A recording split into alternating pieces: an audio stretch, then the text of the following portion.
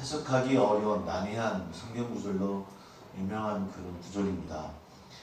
보통 굉장히 여러 해석을 주석으로 하고 있는 내용이기도 하고, 그래서도 제 기억에는 딱 한 번 설교했던 것 같아요. 한 번 한 것 같은데, 간단하게 했던 것 같은데, 주일날 제가 설교를 딱 한 번 했던 그런 기억이 납니다. 대표적인 난제의 그런 말씀이기도 하고, 또 까다로운 본문이라서 많은 분들이 잘 해석하기 힘든, 그래서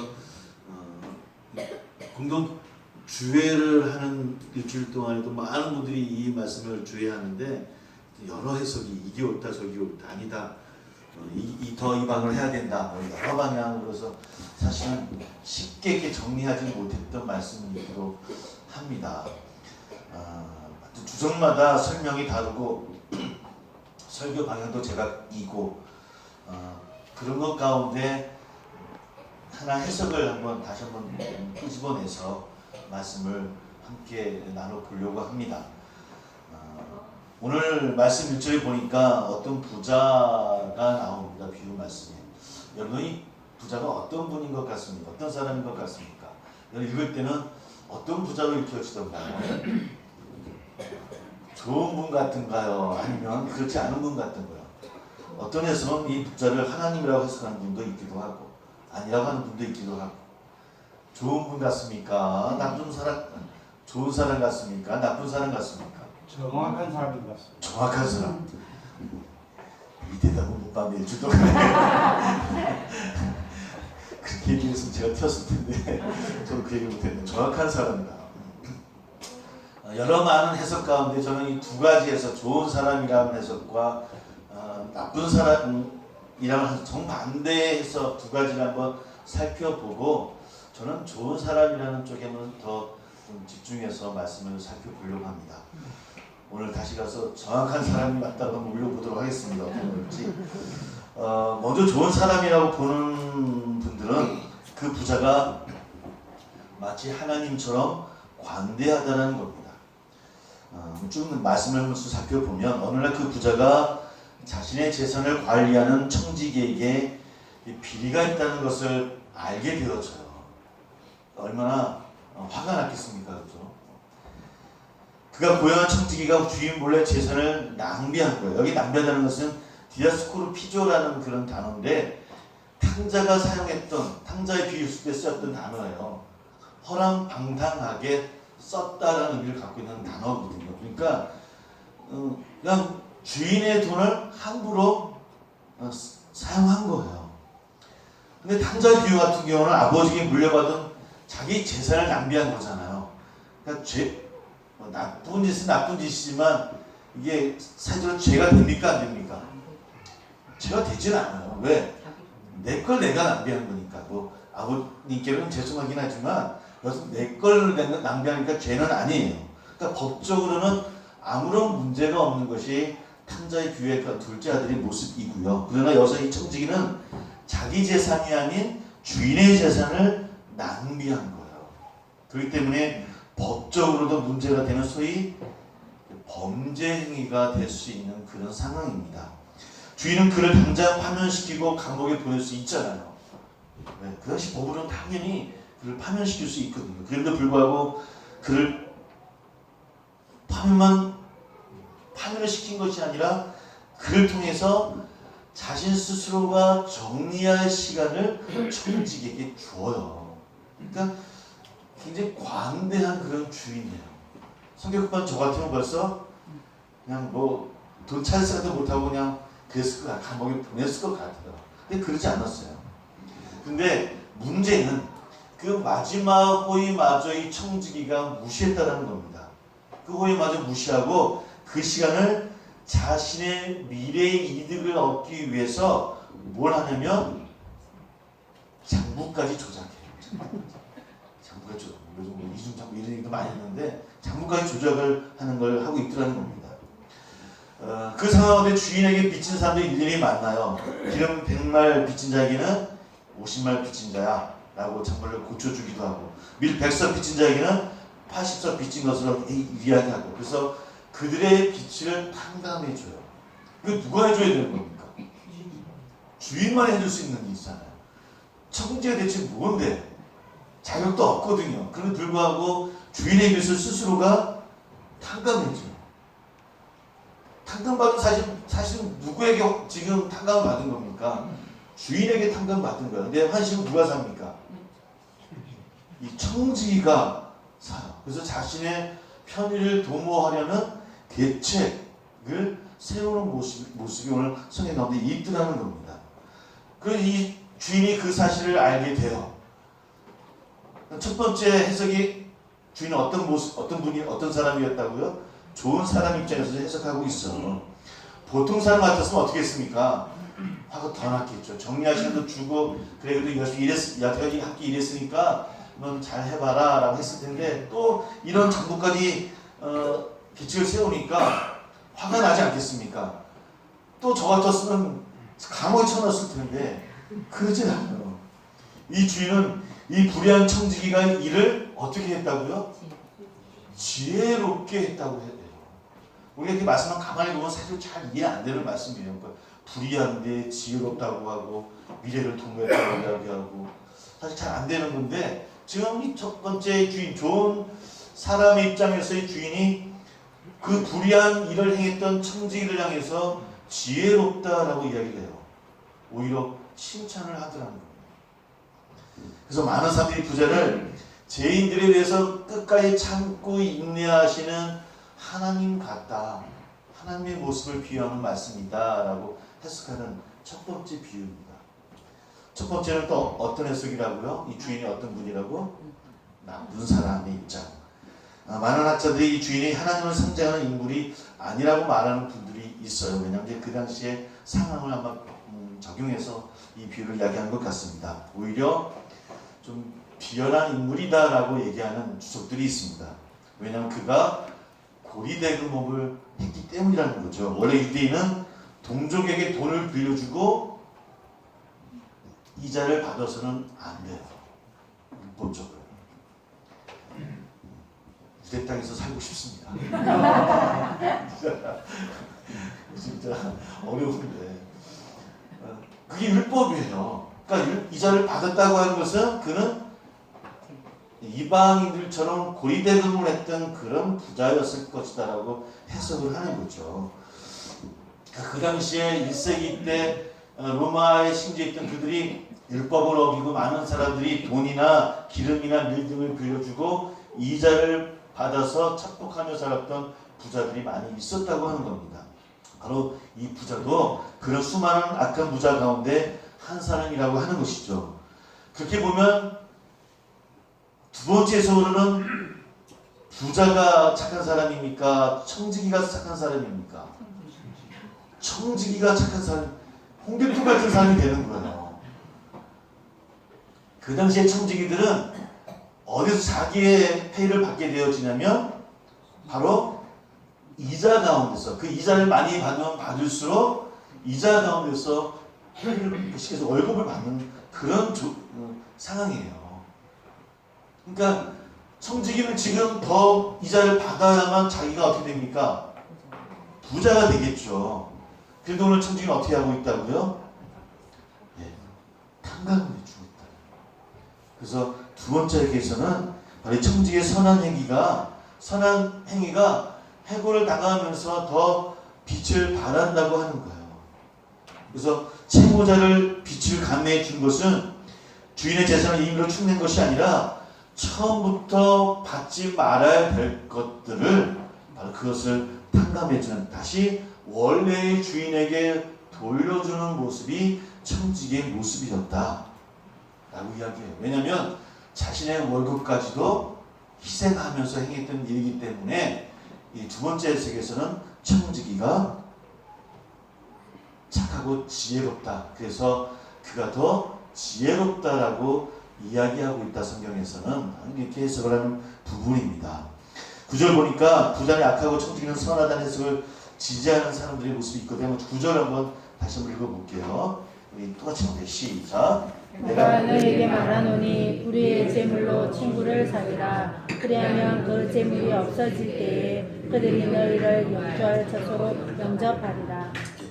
내가 너에게 말하노니 불의의 재물로 친구를 사귀라. 그러면 그 재물이 없어질 때 그들이 너희를 영주할 처소로 인접한다. 불의의 재물이 뭡니까? 이자를 뜻한다는 거죠. 이자를 통해서 탕감을 해주고 또 바른 율법에 살면 사고로 인해서 친구를 사귈 수 있다라고 하는 거예요. 그러니까 이렇게 해석을 하는 것이 두 번째 모습이더라는 겁니다. 여러분은 어떤 해석이 맞을 것 같습니까? 어느 해석이 맞다라는 답은 없습니다. 왜냐하면 두 해석을 다 지금 받아들이고 있기 때문에요. 어떤 해석이 더 공감이 가십니까? 주인이 선하다는 첫 번째 해석, 아니면 악하다라고 하는 두 번째 해석. 청지기가 시대의 그런 사기꾼이 될 수도 있을 것이고요. 아니면 정말 어려운 사람들과 함께하는 친구가 될 수도 있을 것이고. 저는 두 번째 해석보다는 첫 번째 해석에 좀 더 지지를 했어요. 이분들은 어떤 해석이 어느 해석이라든지 틀린 해석은 아닌 것 같아요. 8절에 이런 말씀이 있습니다. 제가 한번 읽어보겠습니다. 주인이 이 옳지 않은 청지기가 이를 지혜케 하였으므로 칭찬하였으니 이 세대 아들들이 자기 시대에 있어서는 빛의 아들들보다 더 지혜로움이라 라고 이야기합니다. 옳지 않은 청지기라고 말합니다. 그에게 빚진 자들은 사랑의 대상이 아닌 단지 이용할 수 있는, 단지 그를 통해서 자신의 미래를 도모할 수 있는 사람, 그런 해석으로 이 청지기를 볼 수 있다라고 하는 거예요. 성경에서는 옳지 않고 불의하다라고 이야기하지만, 그러나 그는 자신의 어려운 상황 속에서도 미래 소망에 더 많은 것을 투자하고 그것을 준비했던 사람이 바로 청지기였다.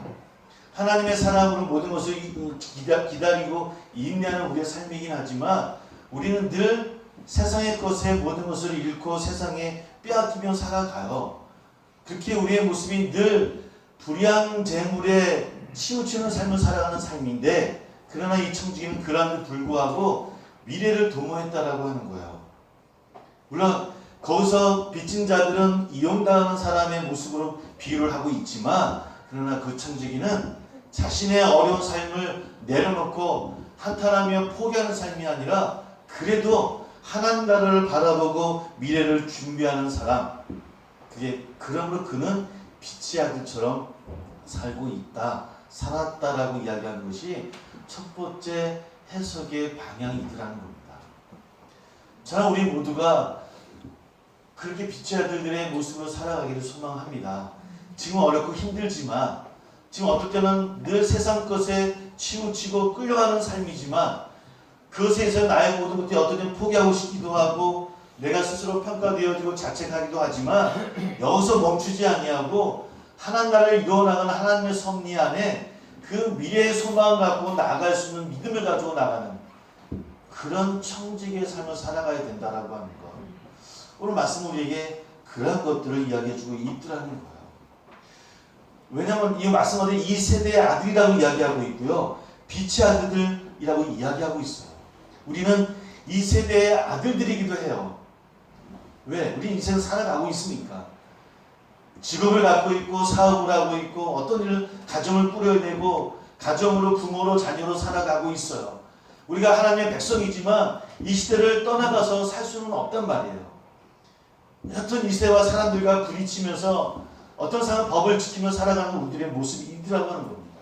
그러나 이 세대에 속한 사람들이기도 하지만, 또한 함께 우리는 미래를 바라보고 하나님이 이루실 그 천국을 향해서 나아가는 빛의 아들들이기도 하더라는 겁니다. 그래서 하나님이 기뻐하시는 청지기는 뭐냐?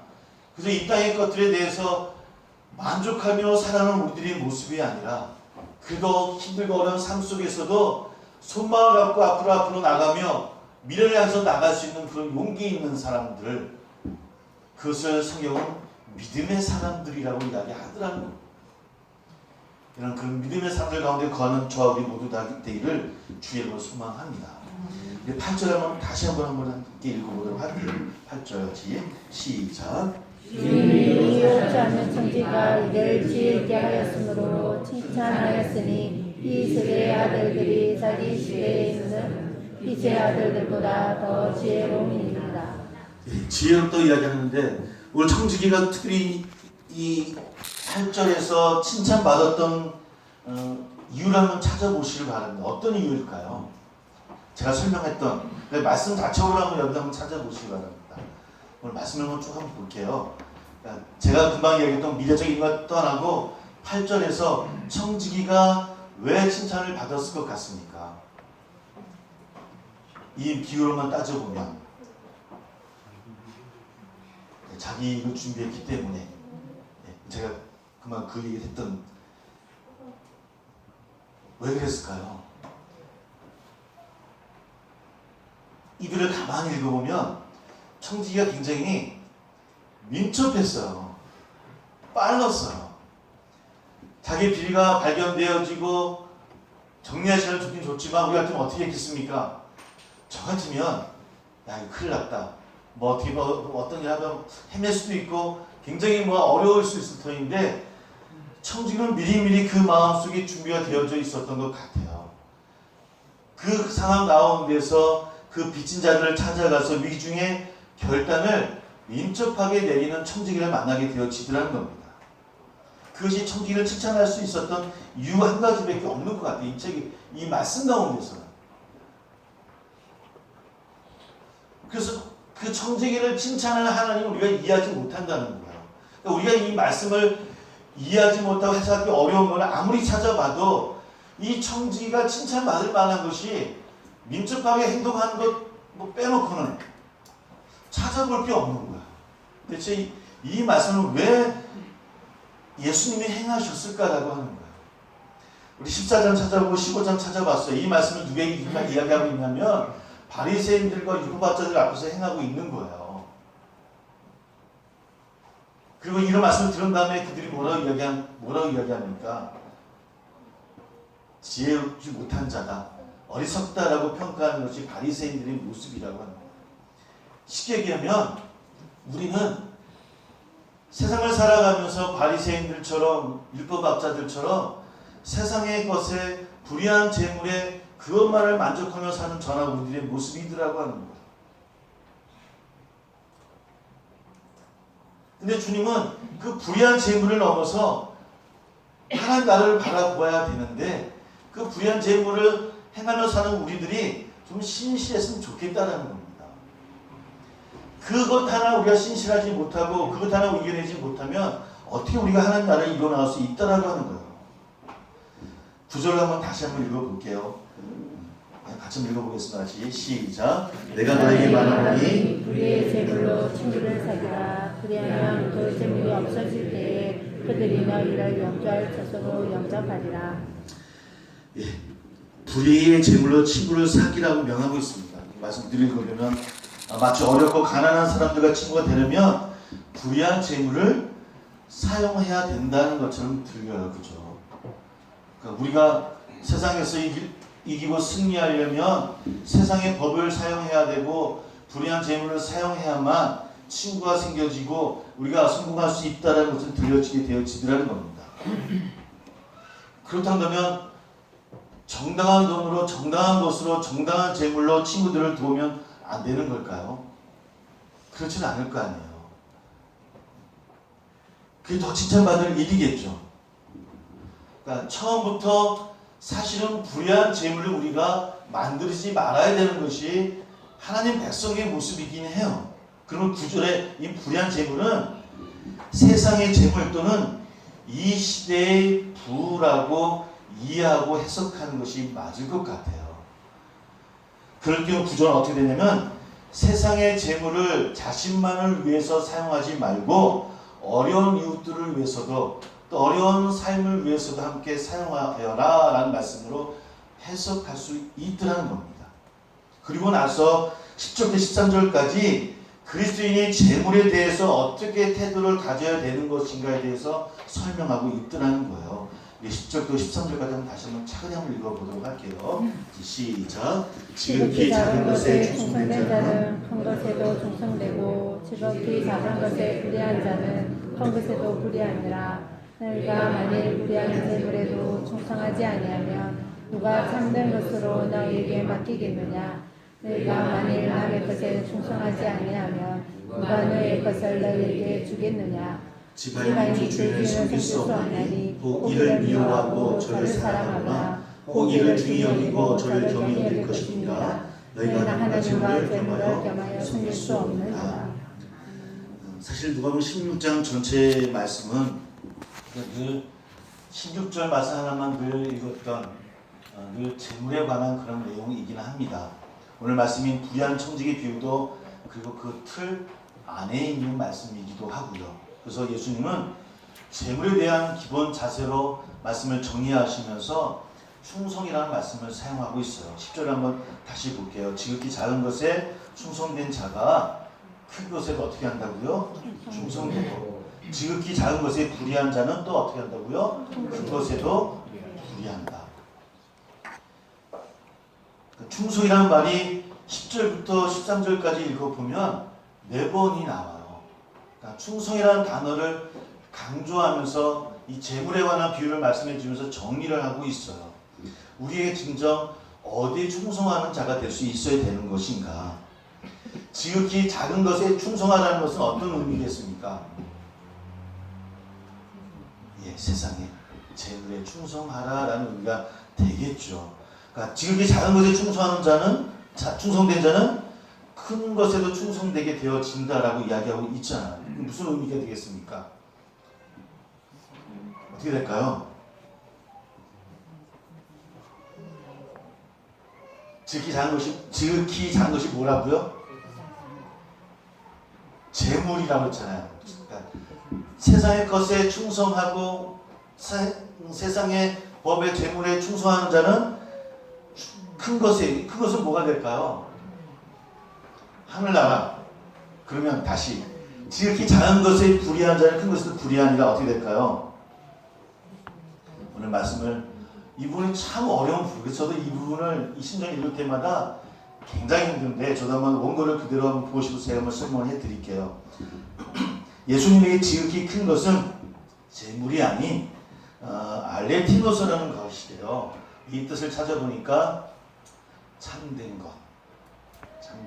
그러니까 오늘 그대로 한번 해석해 봅니다. 그리고 그것이 바로 알레테스라는 건데 진리라는 의미를 갖고 있습니다. 그러니까 지극히 큰 것은 뭐냐면 뭐라고요? 진리.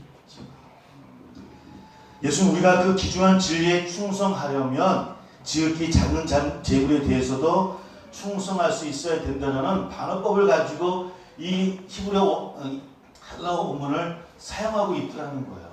그러니까 하나님의 진리에 충성하고 그것을 따르고자 하는 사람들이 하나님 나라의 일에도 참여할 수 있다라고 하는 거예요. 오늘 주님께서 우리에게 말씀해 주시는 바로 그 의미예요.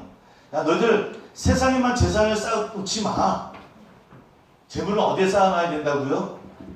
하늘에 쌓아야지만 하나님께 칭찬받을 수 있어 라고 하는 것을 강조하는 말씀이 아니라 하나님의 진리에 충성하는 사람, 하나님의 지극히 작은 것에 충성하는 사람이 하나님 나라를 이루어나가는 일에 또 큰 것으로 사용할 수 있는 그런 사람이야 라고 이야기하고 있더라는 겁니다.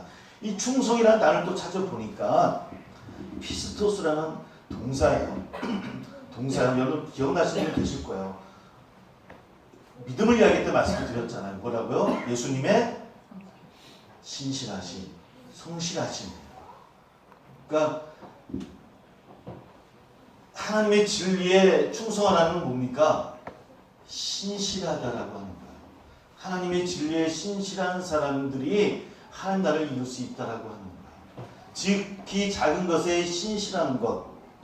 말씀 문자대로 우리가 받아들인다고 한다면 지극히 작은 것에 하나님의 허락하신 이 땅의 것들에 대해서 우리가 신실할 수 있어야만 하나님 나라를 이루는 삶을 우리가 누릴 수 있다라는 말씀으로 해석이 되어져요. 이 땅을 살아가면서 그리스도인이랑 이야기하면서 세상의 것에 우리가 신실하지 못하면서 우리가 어떻게 하나님의 일을 이룬다라고 이야기할 수 있겠습니까? 작은 것에 우리가 신실하지 못하면서 어떻게 우리가 하나님의 백성이라고 이야기할 수 있겠어요? 내가 용서받은 자라고 이야기하면서 작은 것에 용서하지 못한 삶을 살아가면서 어떻게 하나님 나라를 이루어 나갈 수 있겠습니까? 작은 재물이라 할지라도 그 재물에 정직하고 신실하지 아니하고서 어떻게 우리가 큰 하나님 나라를 천국 이루는 삶을 누릴 수 있겠냐라고 합니다. 그 작은 것은 아마 결론적으로는 재물, 돈으로 나갈 것 같아요. 교회도 마찬가지고. 사실은 지금 많은 교회들이 손가락질 받는 많은 이유 가운데 하나가 뭐겠습니까? 돈이죠. 돈의 문제입니다. 교회 안에서 작은 것 하나 돈 안에 신실하지 못하면서 늘 저도 그런 것에 정말 정직한가 하면 부끄러운 것 같아요. 그런 것에 신실하지 못하면서 어떻게 우리가 하나님의 것을 논할 수 있고 행할 수 있겠느냐. 이 말씀이 누구에게 들려지고 있습니까? 지금 이 비유는 제자들에게 이야기해주고 있지만 그러나 그것을 바라보고 비웃고 있는 바리새인들과 율법학자들을 향해서 이야기하고 있습니다. 너희들이 하나님의 재물을 하나님의 것을 가지고 신실하지 못하면서 어떻게 믿음을 이야기하고 구원을 이야기하고 어떻게 여호와 하나님을 이야기하고 있느냐 라고 하는 책망의 말씀이기도 하고 우리를 향하는 말씀이기도 하더랍니다. 오늘 우리는 하나님 앞에 신실합니까? 우리 삶 가운데 신실한 삶을 살고 있습니까? 성도 가운데, 부부 가운데, 사람들 만남 가운데, 직장에서, 사업장에서 우리 작은 것에 신실한 삶을 살아가고 있습니다. 사실 저나 우리 모두가 그것은 부끄럽잖아요. 그러나 그 부끄러운 마음마저도 사라지는 시대에 살고 있더라고요. 사랑하는 세상의 성도 여러분, 늘 우리가 그 하나님 앞에 바르고 정직하고 완벽하진 않지만 우리가 늘 그렇게 연약하고 부족하다는 그 부끄러운 마음으로 늘 하나님 앞에 서는 저와 여러분들을 주의 이름으로 소망합니다. 그런 마음 없이 우리가 어떻게 하나님 나라의 진리를 전할 수 있겠습니까? 하나님 나라는 진리의 나라이고 하나님이 다스리는 나라이시고 사랑의 나라이고 용서의 나라입니다라고 우리께 어떻게 전할 수 있겠습니까? 그냥 예수 믿으면 복 받아요. 이것이 다일까요? 아니라는 겁니다. 우리가 추구하고 우리가 소망하는 나라는 그런 나라 아닙니까? 정직한 나라이고 누구나 차별 없는 나라이고 늘 하나님 앞에 우리를 받아주시고 늘 끝까지 기다려주셨던 그런 나라이기도 하고 내가 구원받지 못했던 존재 같은데 나를 용서해 주시고 하나님 나라에 거하게 해주셨다. 그곳에 있으면 기쁘고 그곳에 있으면 감격하고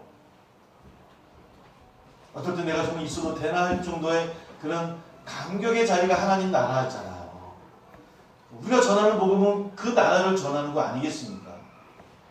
그 나라를 통해서 여러분들도 기쁨을 얻으시고 여러분들 복 받으세요라고 전하는 것이 복음 아닙니까?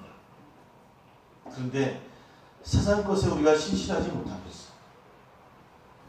하나님 보시기에 작은 것이다라는 것에 우리가 신실하지 못하면서 어떻게 우리가 지극히 하나님의 말씀 가운데 거하는 지극히 작은 그 진리에 우리가 거하는 삶을 누릴 수 있겠는가? 여러분 다시 한번 고백하고 나가는 저 우리들을 소망합니다. 정말 한국교회를 살리는 것이 성도를 살리는 것이 또 목회자를 살리는 것이 무엇일까? 신실함이 아닐까라는 다시 한번 고백을 하게 되어집니다. 우리 한국교회가 신실함으로 나갈 수 있다고 한다면 다시 제2의 종교개혁이 일어날지 소망합니다. 그것이 여러분들부터 일어나기를 소망합니다. 여러분 가정부터 일어나기를 소망하고 우리 교회부터 일어나기를 주의 이름으로 축복합니다. 기도하겠습니다.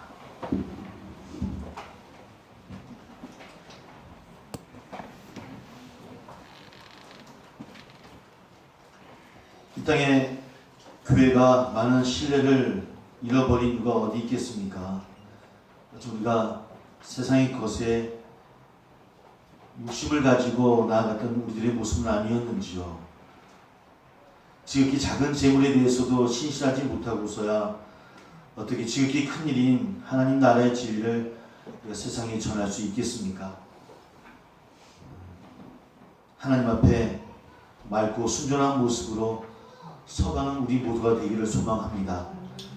내가 그렇게 되기를 소망하고 우리 교회가 그렇게 되기를 소망하고 우리 목회자들이 그렇게 되기를 소망합니다. 그래서 하나님 너희는 하나님과 재물을 겸하여 섬길 수 없다라고 말씀하시는 것은 아닌지요. 세상의 것에 신실한 것이 곧 우리 주님께 충성하는 것임을 깨닫기를 소망합니다. 주여 나도 그러하기를 소망한다라고 함께 기도하며 성찬을 준비하겠습니다.